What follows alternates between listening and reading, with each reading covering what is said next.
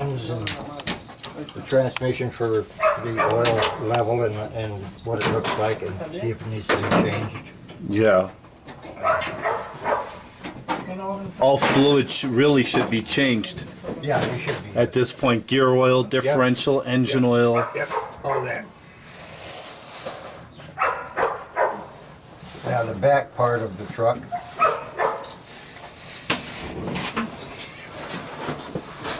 Basically, not much back here, but some controls for the levers that go up to the front to operate the winch when you're standing in the back. The handles go up to the sides on both sides, so you can do it left or right. And so you can operate it either from the left side or the right side, depending on what side of the highway you're on. For safety, you'd want to either do it on the left or right hand side.